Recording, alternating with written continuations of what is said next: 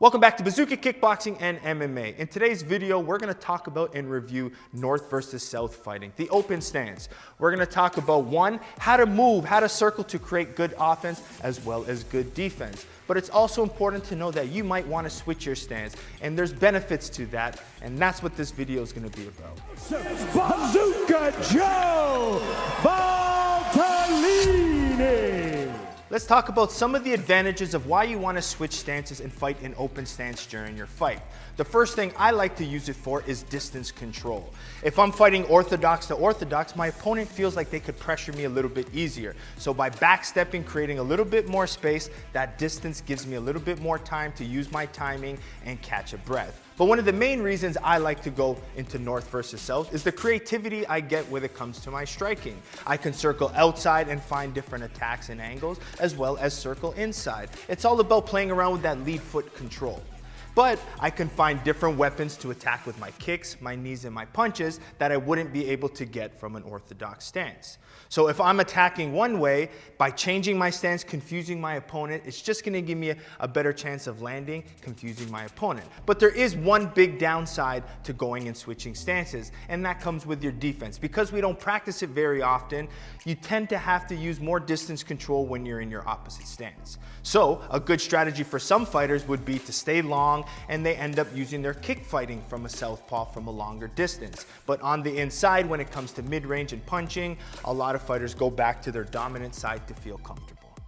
The first important factor in North versus South fighting is our footwork and distance control and the way we move. So if Matt and I are in position here, the way everyone is going to teach you to deal with an opposite stance is circle around the lead foot. It's about lead foot dominance, about stepping around and moving, controlling. Why we're circling that way is because the power is on the rear side, right? Everyone tends to know that. So if I'm circling this way, the game is controlling the hand, trying to circle outside of the lead foot. But now, if I want to land my hand successfully, Matt knows that when I circle, he's waiting for that shot. So some of my advantages might be, if I'm not worried about his power, I might want to circle inside. So the North versus South movement game happens on circling inside or outside. That's the angles I'm trying to create. If, for example, I want to circle to the outside here, it gives me a good shot to get here and move outside. So I could attack and avoid his power shot. But I might want to meet him, beat him to the punch. So if Matt comes in, I might want to circle this way. Now I have a straight angle right down his center line to crack through. So I'm playing one, circling him outside, then I'll change and go inside. So I'm confusing my opponent the way I'm turning them. And that's the key to North versus South fighting, is that footwork and distance control. So that distance control, if I'm playing the switch game where I'm going from same stance to opposite stance, if Matt's really cracking me with his low kicks or his rear straights, I might not like that distance. So what I might do as he goes to attack, I come here. And now you can see with that distance control, I'm at a longer range. It keeps me a little bit safer from his power weapons.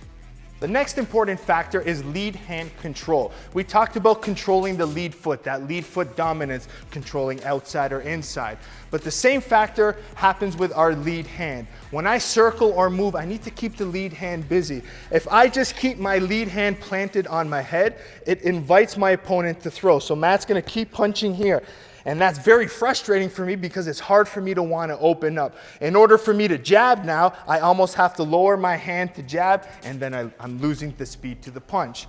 So when we're playing in that North versus South range, I need to have this long range control of this lead hand. It's also going to help me determine which way I step and move. When I want to step to the outside with that lead foot control, I use a hand pin to just slightly step outside, and I'm nice and firm on this hand, right? Because I want that reaction.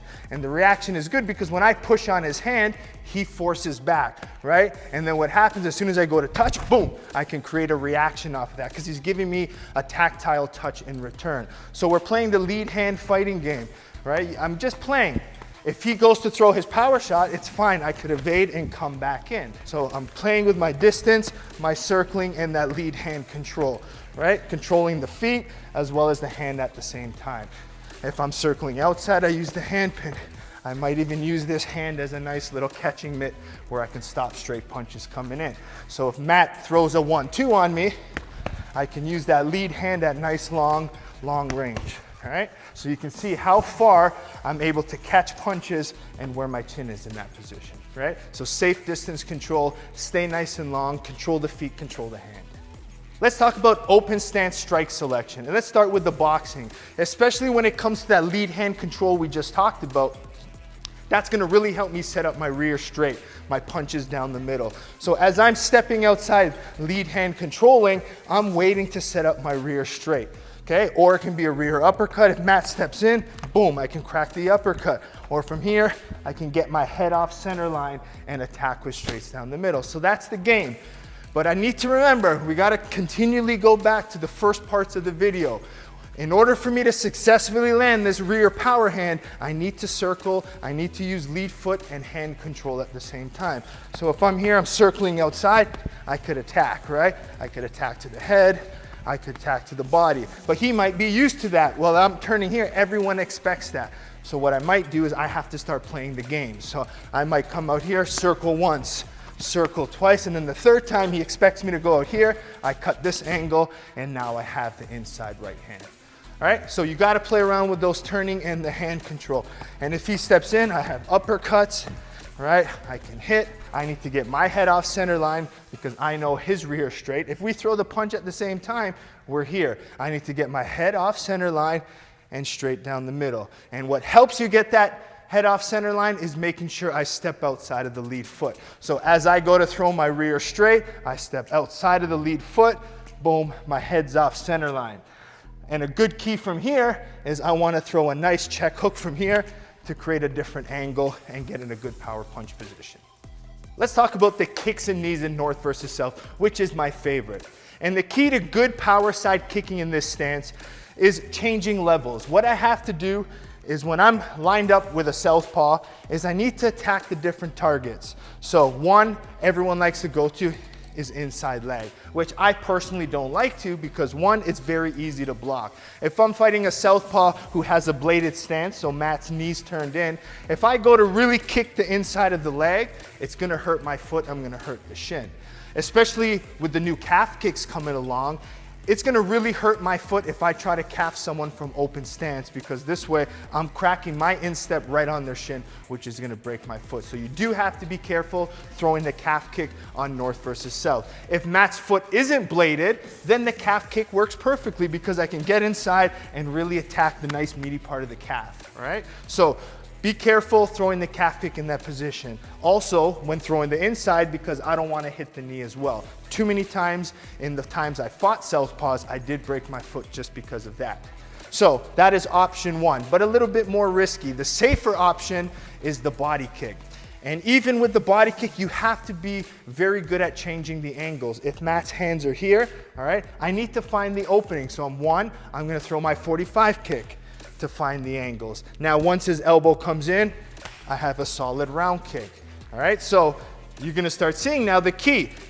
My opponent doesn't know if I'm hitting inside, am I going 45, am I going body, or I could attack the head, right? Boom.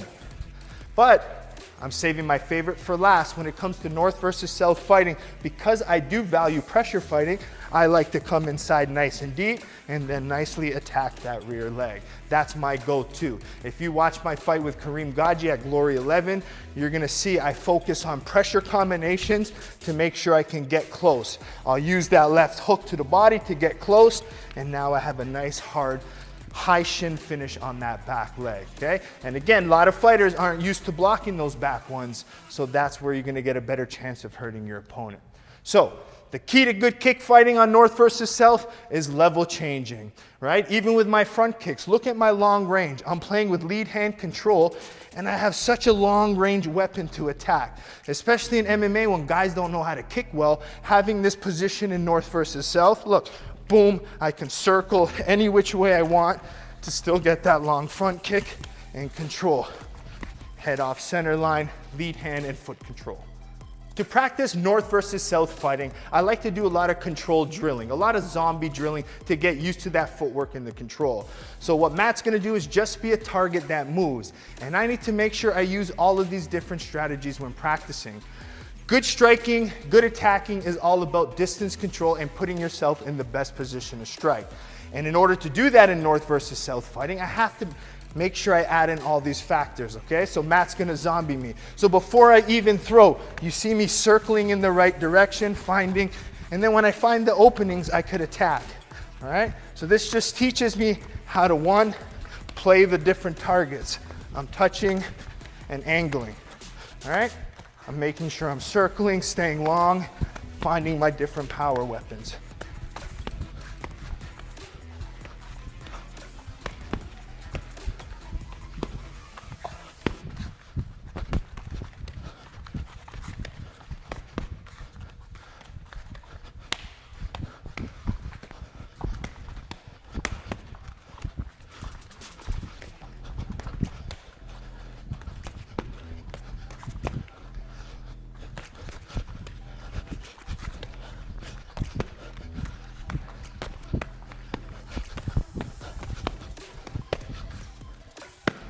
There you have it, different ways that you can use north versus south fighting to your advantage. Whether your opponent is of opposite stance or you want to change to opposite stance to kind of confuse your opponent, you have the options. You know where its benefits and disadvantages are.